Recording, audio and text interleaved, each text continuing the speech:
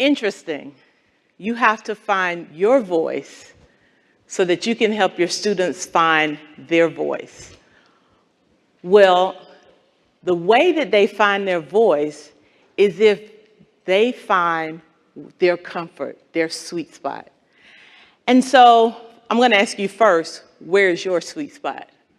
Do you have a sweet spot or do you have a savory spot? Is it the corner part of a brownie? Is it the mixed part of the brownie? Is it the whole pan of brownies? For some people, they don't have a sweet spot. They have a savory spot. So they prefer the cashew chicken or something of that nature. For some people, there's no food involved. So what happens at that point? A lot of people are involved in sports because the origin of the concept of the sweet spot comes from baseball, tennis, golf, where you have that point where the ball interacts with the bat or the club or the racket, and the momentum that is generated is much higher. So look at that. Here's the catch. There's more than one sweet spot. We think there's a sweet spot, but there are a lot of sweet spots. Our sweet spots change. Our students' sweet spots change. As we mature, we learn. As we learn and grow, we understand that there's a lot more to what is going on. So perhaps you're not a baseball player. Perhaps you don't like sports. Perhaps you don't like sweets. But perhaps you just want to be in shape. So you walk and you run and you hit what's called your runner's high. And what is a runner's high? It's that moment, ironically, when you're running and you don't realize that you're running.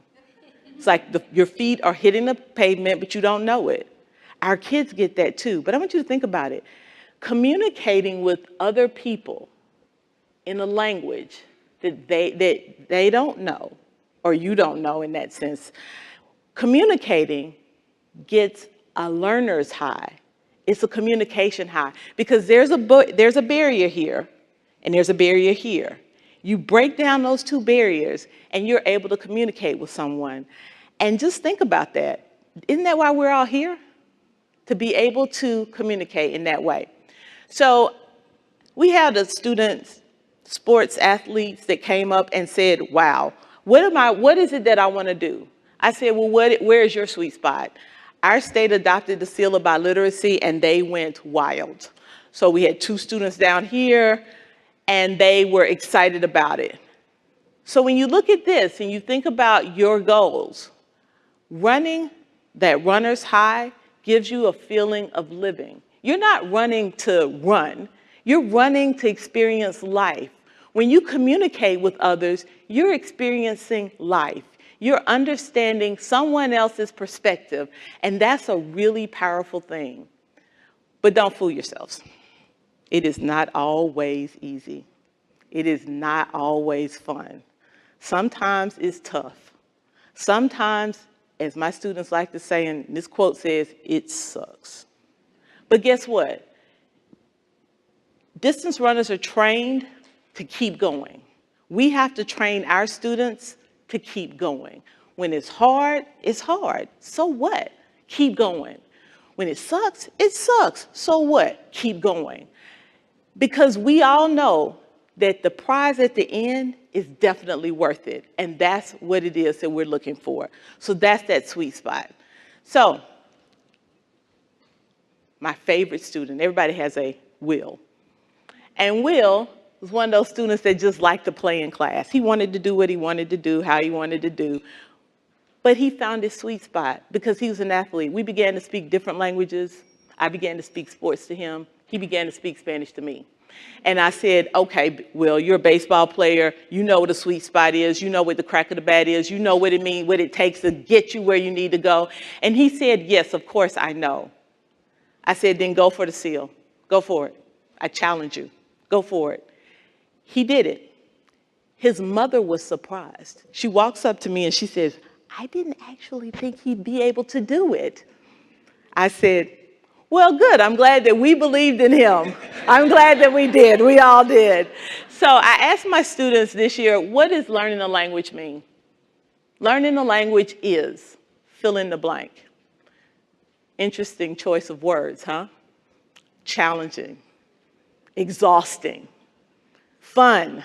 My favorite was lit. If you don't know what lit means, lit is like the best word right now. But what does it mean? It means that they will hit that sweet spot. It's not an if, it's a when. But they have to know that they have the grit, they have the tenacity, that they have the teacher behind them that's pushing them, that's going to help them get there. But so how do you get there? Well, number one, I stopped using the term Senora Adams Fletcher, and I started using the term Coach Senora. And Coach Senora is a different person than Senora Adams Fletcher. Coach Senora can say some things that Senora Adams Fletcher can't say. Don't worry, I don't say anything odd. But think about coaches. They can say things. Linda Agnes talked about this last. She said there are things that coaches can say and places they can go. You can go those same places. Own your coach. Say that you are Coach so-and-so and let them know what time it is. And guess what? They respond differently just by using a different term. So it's a lot more to the sweet spot, though. It's a little more complicated. You got to give them some tools. You have to make sure that they are ready to hit their sweet spot. Because a lot of times kids don't hit sweet spots because they're not ready. Sometimes we don't hit our sweet spots because we're not ready. Sometimes we stop ourselves from hitting our own sweet spot because of fear, because of challenge, because of danger, because of whatever. But you need some variety. And you need some consistency. Sort of oxymoron, right? But a variety in your activities. You already know that. But why? Because if you keep doing the same thing the same way, your students adapt. Their language does not improve. But consistency is like muscle memory. And they need the consistency. They don't need to have to think about every single thing, because you know what happens when the brain works out? But it can only hold so much. It can only hold 7 things if they're simple things. The more complex, the fewer things it can hold. So you have to remember to lighten their cognitive load. When you lighten their cognitive load, they can work with whatever is going on that's new. But if they're worried about, oh, I have to remember to do this. Oh, I have to remember to do this. Oh, I have to remember to do this. Oh, I have to remember to do this. And they can't do what you're asking them to do. For example, you give them directions. You give them 3 minutes worth of directions. And you're trying to figure out at the end of the 3 minutes why they go, I'm sorry, what page was that? What is it we're supposed to do? Well, because they could only hold 4 things. You've given them the page at the beginning. 3 minutes later, you're on the next thing. So they can't hold that much information. So you have to make sure that you keep that up. Maximum working memory load, 4 to 5 things, period. So what can you do? Let your kids cheat a little bit. Give them a blank index card. Let them dump out every single thing that is not necessary for that task. All extraneous things, sit on the side. Is it smile? Is it speak up? Is it use filler phrases? Is it use cognates? Is it to use certain things? Whatever it is you want them to, that they've been working on, let that sit there. They can glance down and then they know. But if you keep all of that there, they can't hit their sweet spot because they're sitting like this. You have to find a spot where they're not anxious. Second thing, again in sports, I asked my kids after the game, if they won or lost, what does the coach do? They said, some of them said, well, the coach yells at us. I said, okay, so after the coach yells at you, what happens? They said, well, then the coach reviews film. I said, well, what's reviewing film mean? They said, reviewing film means that we look at what we did well, we look at what we didn't do well. I said, makes sense. I said, so do we do that in class? They said, well, yeah, sometimes. I said, exactly, sometimes. But think about it. In sports, we always reflect. In class, we sometimes reflect. You want to get your kids to there? Reflect. Reflection, that's where the learning actually occurs. So I had my students to record, and I would have them hand off their recordings. And then from that point, they would write down some positive feedback, move on. And in my own reflection, I thought, well, that's not as effective, because I kept hearing kids going, oh, I don't want to hear my voice. Oh, I don't want to hear my voice. So I have them listen to themselves with their partner. They write their reflection. The partner writes their comments, the specific feedback. What does that do? That gives them accountability, that makes them listen, and we keep going from there. We use all kinds of ways to do it, paper and pencil, whatever. So you don't learn from experience. You learn from reflecting on the experience. And that's a difference, because you can go through some things, and if you don't really think about it, you might go through the exact same thing again and then go, oh, that wasn't a smart thing for me to do. So the reflection is where the learning takes place. But let's also be realistic. You're in class with these students. You're on the field with this team, and you say, okay, we're going to do this, and then we're going to do this, and then we're going to do this, and we're going to do this, and we're going to do this, and we're going to do this, and we're going to do this, and we're going to do. At some point, they need a water break. Your kids need a water break, always known as a brain break. Not a long one, but let them have some fun. Let them have some fun. They're going to hit a sweet spot when they realize there's something fun. So you lighten the cognitive load.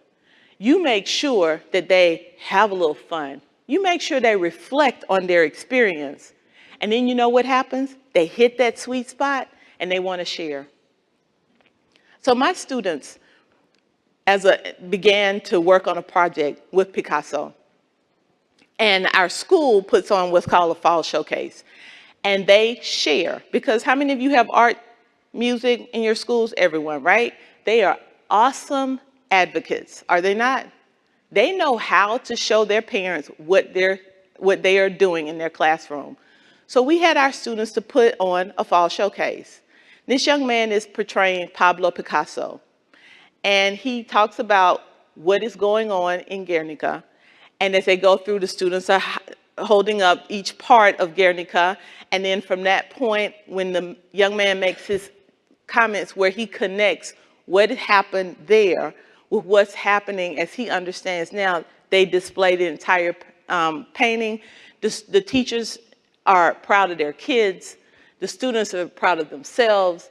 The parents are proud because they all of a sudden realize what kind of learning is going on in the classroom. It's not just, I don't know what they do. They speak some language, but I don't know what that means. So the students produce this. The students did all kinds of different things, but take a moment. Remember that you must reflect. Remember that your kids must own it. And then when they have their sweet spot, they know. So what happens to you? Your sweet spot changes. My sweet spot changed from sweets to savory. And then it changed from walking a dog. And then it changed to enjoying nature. But you have to remember to take care of you. You have to remember to be kind to your family. Remember you have one. Spend time with them. Remember all of those things, because if you don't take care of yourself and find your sweet spot, it's impossible for you to help your students find their sweet spot. I wrote a teaching philosophy a long time ago. Same thing. Talks about lifelong learner. Talks about continuing to learn. But the best thing was the one at the bottom where my student, who is now in Spain, writes that she has a job and it's more than teaching English. She's using the Spanish fluency that has accumulated over the last decade to explain concepts in both the native language and the languages they are learning. It is instilling language and all that comes with it into a new generation of global citizens. Mind you, she's 21. She says, I wake up every morning excited to go to work, and I go to sleep dreaming of new ways to engage my students. If this is what it feels like to love your job, I truly do not want it to end. So find your sweet spot. The finish line is there, and you know that it will be great.